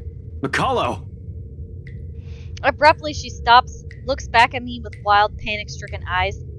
I've seen enough of it many times these past few days, from my own friends even. To know she has seen things, the kind that'll easily make any person go mad. And perhaps we slowly are. The longer this takes, the faster our descent into it becomes. I can't even tell which one's worse, death or this. Seems like no matter what we end up with, there'll be something horrible waiting for us. I need to hurry. I need to get inside this place, and you're more familiar with its layout. If you can help me... What? No! Why would I go back? Are you sure you haven't gotten raving mad yet? An exit's right here. And this business with the letter has to end at some point. Look, I know you're not very fond of Luke Wright. Damn right I'm not. He can just go. But are you really sure you want to leave him like this? It strikes a chord. She falters, grows quiet at the tension as the tension lifts from her and her shoulder slumps. I do understand her issues with this.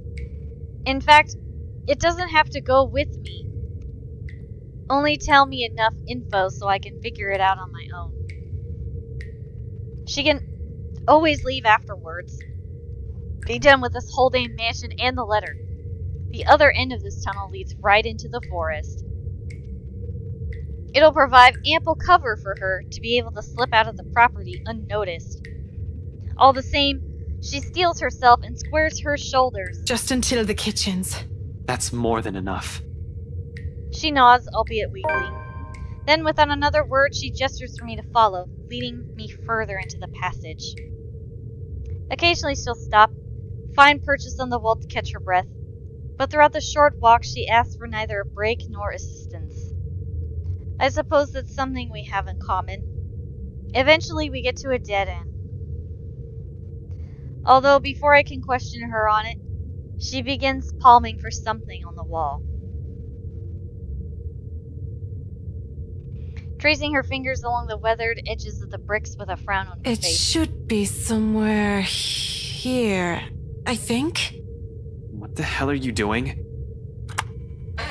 She merely holds up a hand, begging for my silence, and continues searching. Then, without warning, a few minutes later, something clicks. A portion of the wall shifts ajar to reveal a glimpse of another room. Bottles lining the wall, liquor barrels for aging. The wine cellar indeed. The ladder to the kitchen is on the far end of this room. Surreal. This is all nothing but a surreal nightmare.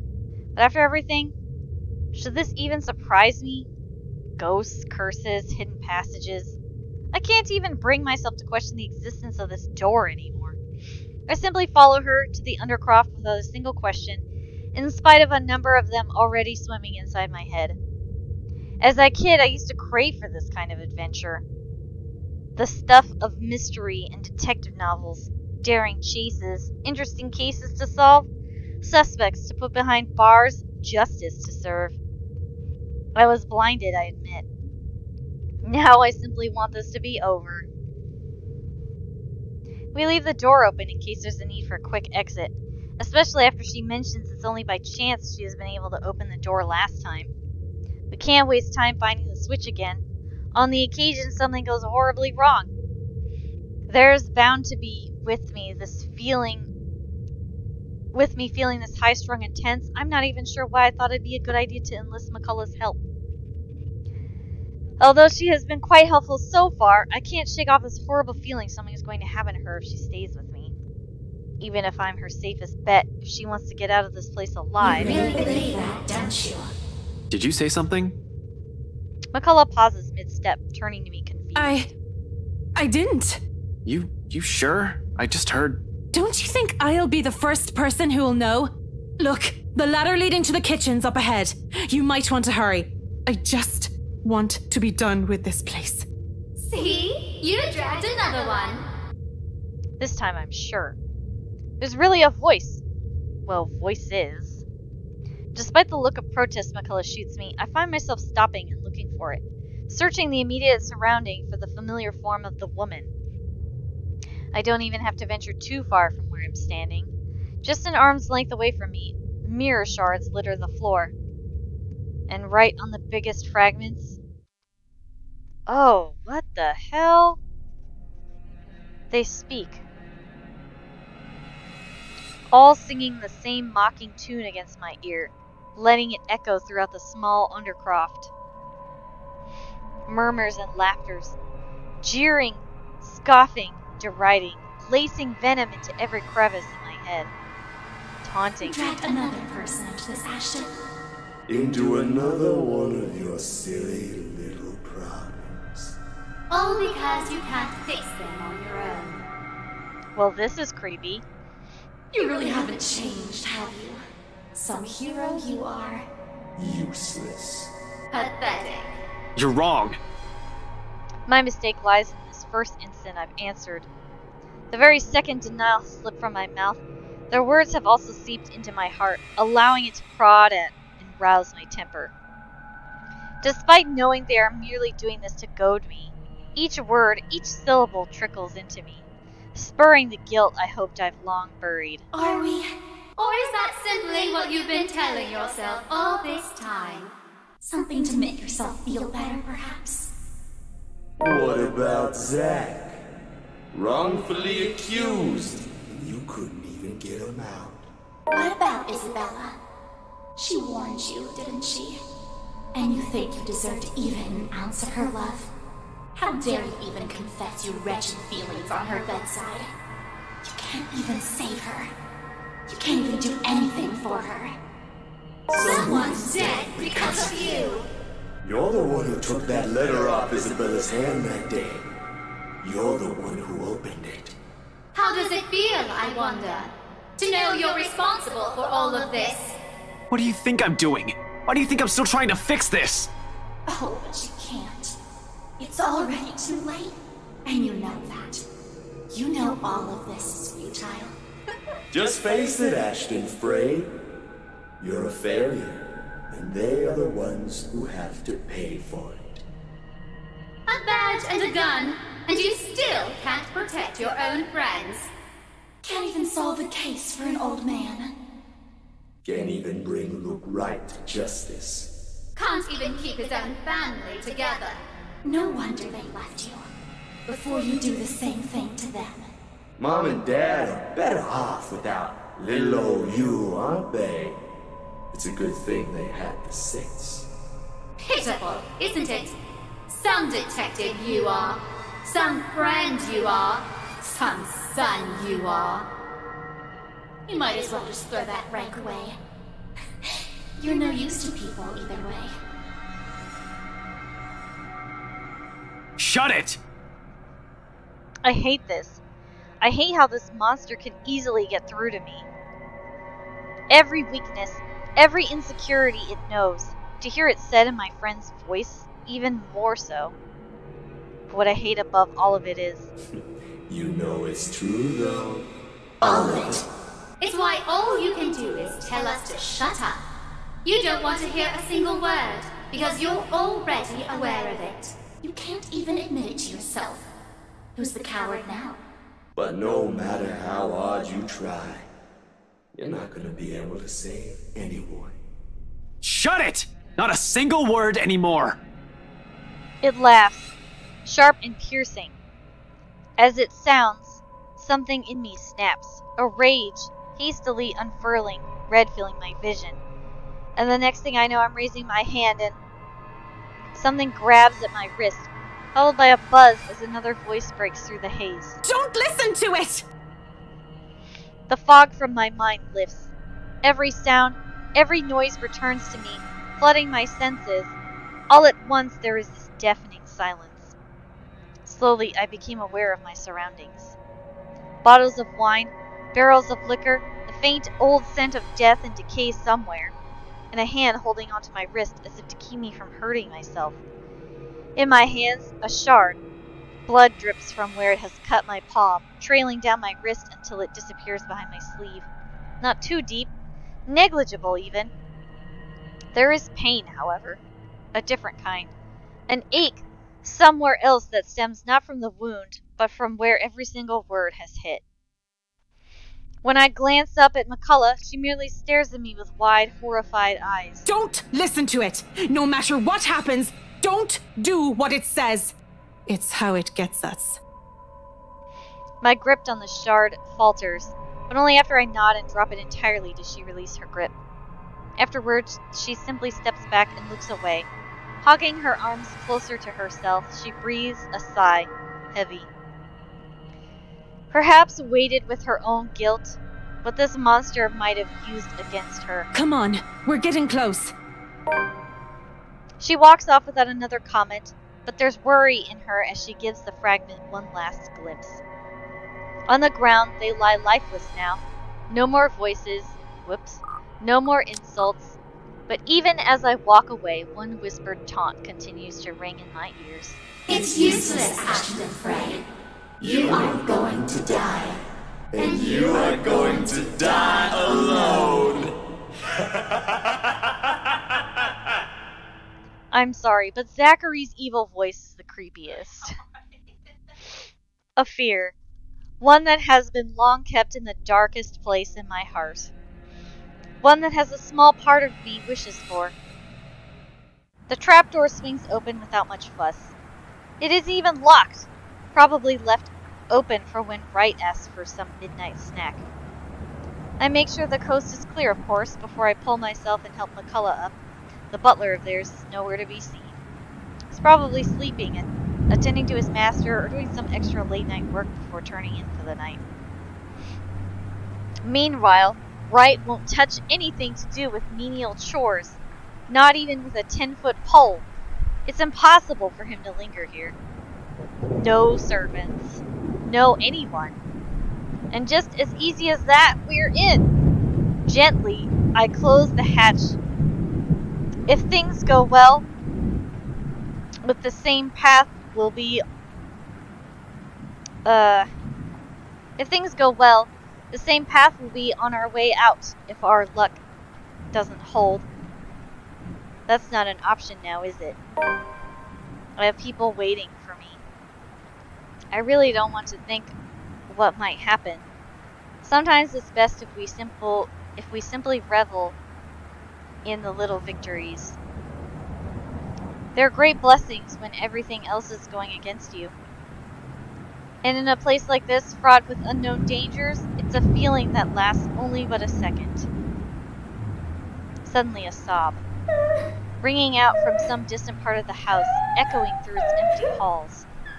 Beside me, slumped on the ground, pale and breathing heavily, McCullough immediately tenses.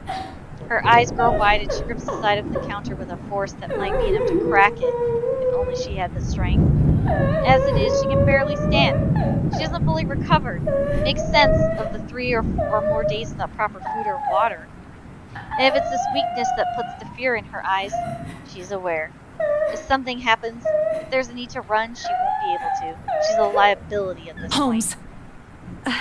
I really don't think going any further is a good idea. Look at this place. Everything seems fine. Nothing's off. Maybe we should just go? I really don't like the sound of that. You really don't have to come with me. Just until the kitchen, yeah? We're already here.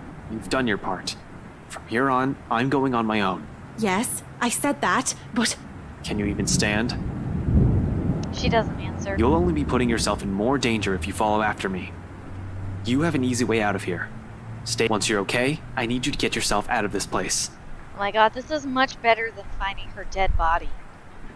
Like, finding her body was so disturbing. I don't ever want to see that again. No! Just like her death was so morbid. If you haven't seen it, go watch her bad ending. But oh god, I hated that. I'm so glad that she's alive this time. What? I'm not going to leave you! Well, I'm not taking you with me either, lady. So it's here or out there. You really are mad, aren't you? Probably all will be, if no one fixes this little curse problem we have. You think you'll find something in here? This is just a mansion, for God's sake! Maybe. It's worth a shot. Besides, if what we're hearing right now says anything, I'd say scumbags... Who? Right. He might be knee-deep in trouble and he has no idea about it. McCullough still appears as if she's about to argue. So instead of more words, I unholster my taser and hand it to her. A standard issue for every member of Luxborn police force. But it shouldn't take a genius to know how to aim and fire one. Even Isabella may just be able to use it without training. Yet Miss Interior Designer stares at it as if I've just handed her something particularly nasty. Listen, you want to wait? Fine. I'm leaving this with you. But if I don't come back here within 15 minutes, I want you to backtrack and get the hell out of here. Are you daft, Holmes? I already told you! In case something goes wrong, I need someone who can tell people what's going on. Who can tell my friend what might have happened here. She's at the Crawl. You know the place, right? I trail off, letting the meaning of my words hang in the air. I want to be optimistic about this, really. However, I'm going against something almost everyone can't quite understand. I'm just being realistic with my chances. McCullough seems to understand this as well after what I've said. Any sign of protest has already died from her tongue, and she simply looks at the taser quietly. After a moment, she just nods. Beyond the wall of this room, the cries continue to grow louder, and I take it as a sign to leave. Without another word, I slip out of the door. Like a siren call, her voice beckons. Finding out who that is seems a good place to start as any. Alright, let's see if I can fast forward this. Oh, I can! Awesome! Oh, shit! Ah, so creepy. Creepy lady! Creepy, creepy, creepy. All of it's creepy. Oh, yeah! Take that, butler!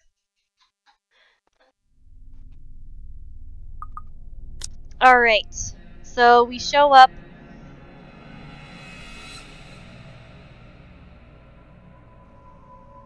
Okay, as if every inhabitant of this place has suddenly disappeared overnight. More importantly, where's that scumbag? I don't like this. I don't like this at all. The fact that I'm right here in the middle of it makes me all the more queasy. And that feeling only escalates once I reach the landing and swing the door open, only to be greeted by the kitchen, pots, pans, and all. There is confusion as I look wildly around this place, wordlessly taking in my surroundings. With each turn and shift of my eyes, apprehension slowly dawns on me like a bag of bricks. Wasn't this door supposed to open to a hallway? But the pressing matter right now is, in one corner, Rebecca watches, almost as surprised to see me. McCullough's also with her, of course. She didn't listen to me if I'd already exceeded the 15 minutes we agreed upon. So, for those of you watching this for the first time who hasn't yet gone back and watched the other ending that I made, Ashton tries to go back out into the hallway he was in before he entered the attic, and it's the kitchen instead of the hallway. Although the color and strength seems to have already returned to her, enough for her to be able to stand unassisted. The empty plate on the counter appears to have played a part on that. Good news, I guess. As for the other one, however, relieved as I am that she had the sense not to venture deeper into the mansion, I can't keep but roll my eyes at her. Although she preempts me with a reprimand of her own. Did you really think you could hide this from me? I had to, Becca. You know, if I didn't ask a G, I wouldn't even have any idea. I know I said I won't stop you, but I had no idea this was where you planned on going. So the first thing you did is go straight here too. What do you think? And how did you even get in here? All three of us exchanged a look. One that I absolutely don't like. Someone was screaming, Ash. It led me here. Without warning, the door behind me slams shut. We need to get out of here. Screw right. I need to get these people out of here. Lucky we're in the kitchen and we have two ways out, the back door and the cellar's offer.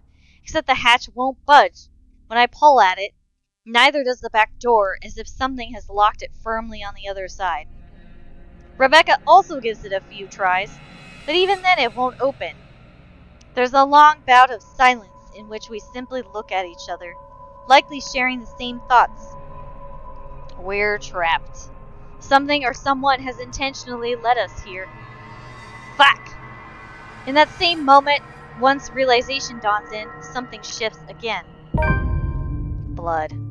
In every nook and cranny, over every surface, and in every inch of the floor.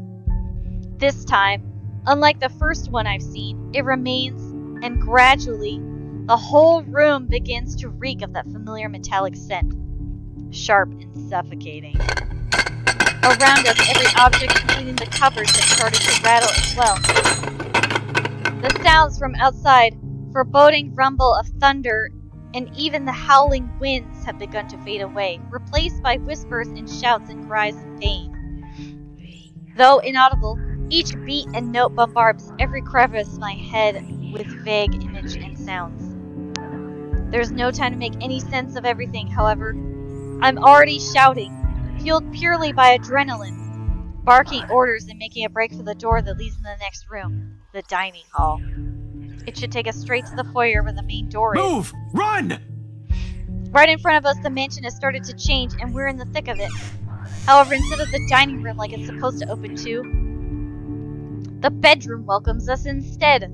An image that lasts only but a second before blood begins to seep into the room. Filtering into the walls, trickling from every nook and cranny. Everywhere, furniture shakes, and every beam rattles. Before we can even step back from the horror gradually unfolding in front of us, the door slams shut. A loud thud bringing a sense of dread and chill creeping up into each of us. Along with it is another realization. The whole place is reordering itself. And with the door closed tight behind us, showing no signs of budging, even through sheer force, there's no choice but to go forward and hope to all gods that it'll lead us to an exit. Until then, running's the only thing that we can do, spurred by nothing but fear and a sense of desperation to live. It's useless, Ashton Frey. But with each room we pass, it only becomes apparent that the house has no intention of letting us leave. It lured us all here and we've fallen for it. Now it's playing a little game with us, a sordid form of amusement. For whom? Their laughters are the only thing we can hear. With every hall we cross and door we slide open, the hope of finding an exit merely dwindles. The gun at my hip is useless here. I am useless here. Some fucking genius I am. Some fucking person to trust I am. All of those, they mean nothing in the face of unknown. You finally figured it out, huh, Ashton Frey? Just give it up. She will eventually die because of you. And you are going to die alone. Shut your fucking mouth. You know it's true, though. All of it. It's why all you can do is tell us to shut up. You don't want to hear a single word, because you're already aware of it. You can't even admit it to yourself. Who's the coward now? But no matter how hard you try, you're not gonna be able to save anyone.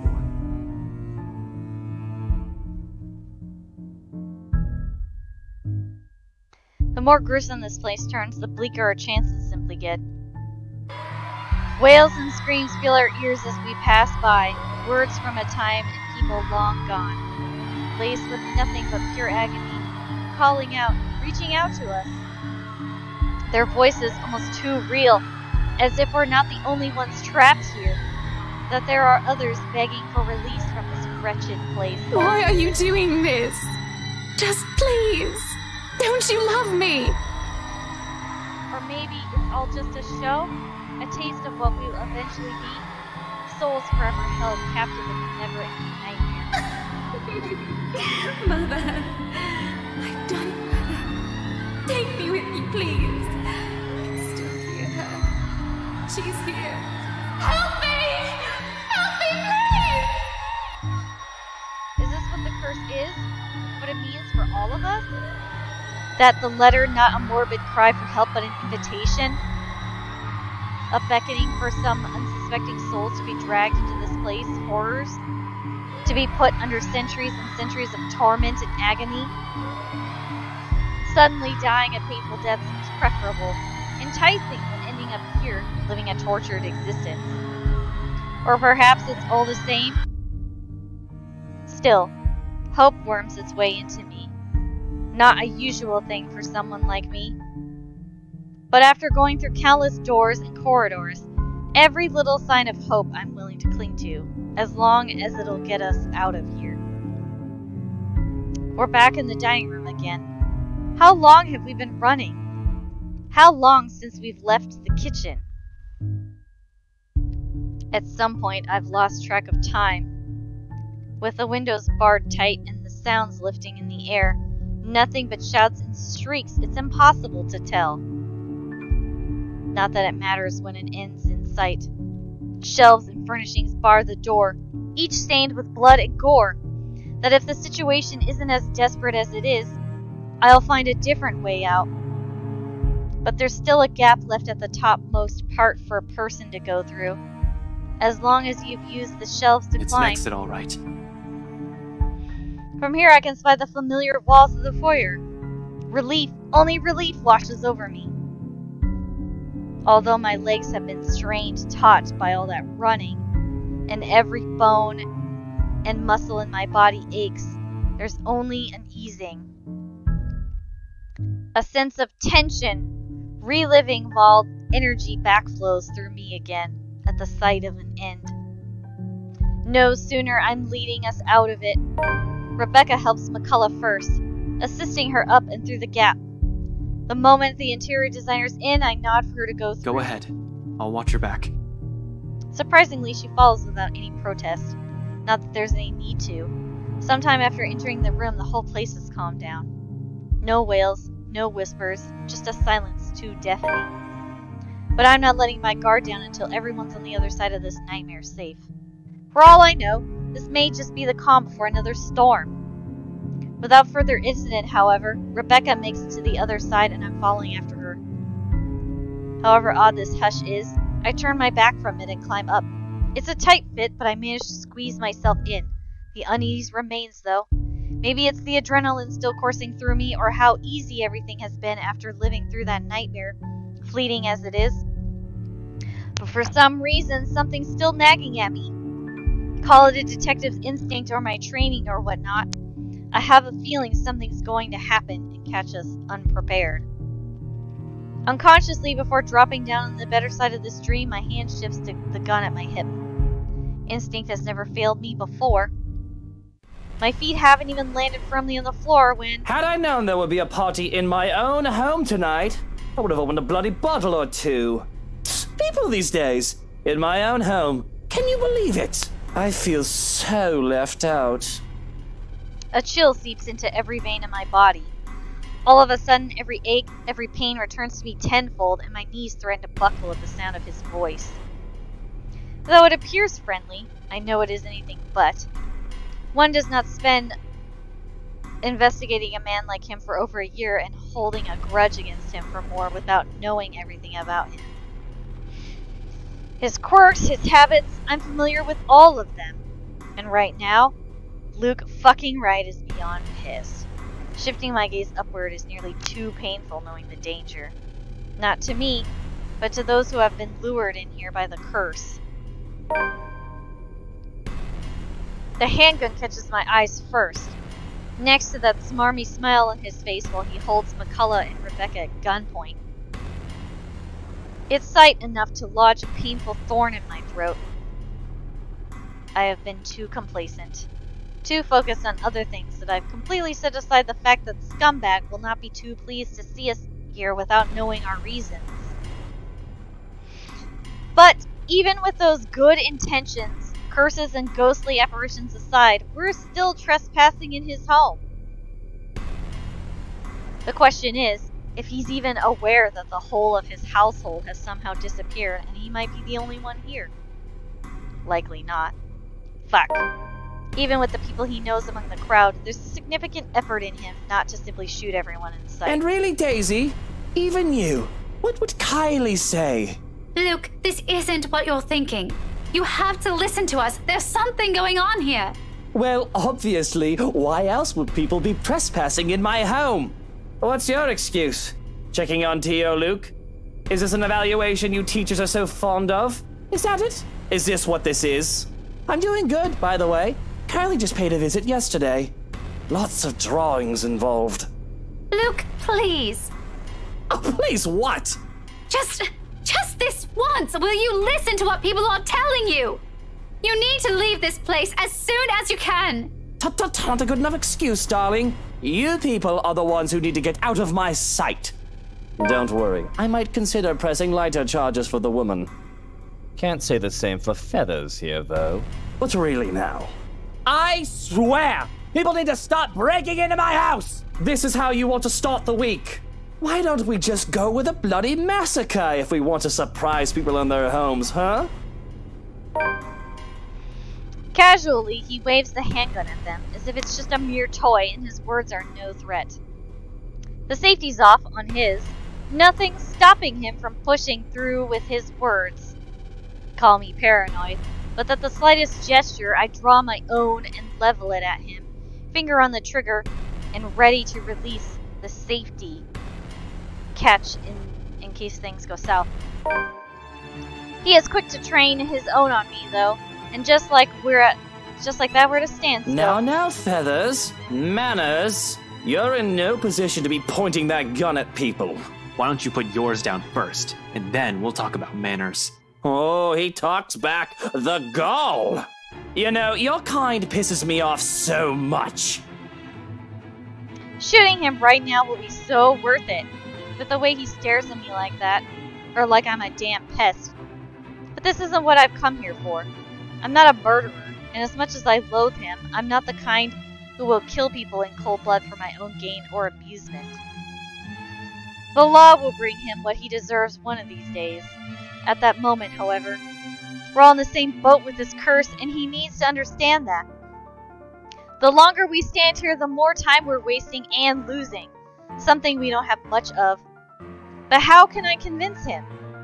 The scum is so full of himself, prefers to hear the sound of his own voice more than those of the people around him, no matter how much sense they make. Probably the only way I can make him listen is if I beg. No way in hell that's happening. Maybe I should eliminate the immediate danger first and disarm him? No. We're gonna save and then we're going to beg him to listen because the other one is death.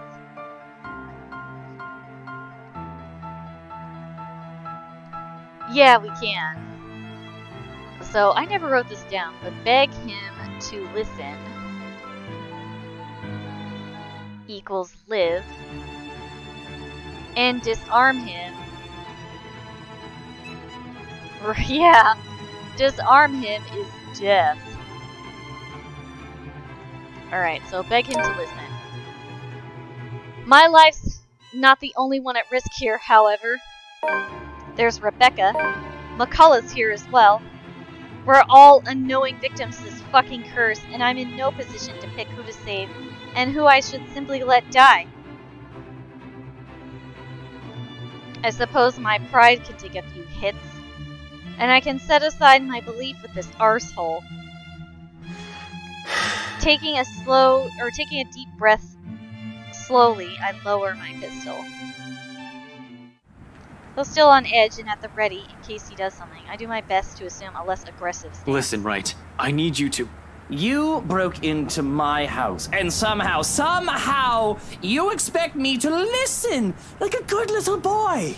Are you a bit touched in the head, Feathers? I'm not the one breaking laws here. Look here, fucker. If I wanted you dead, I could have done it so many times already. In fact, I can easily shoot you down right here, right now.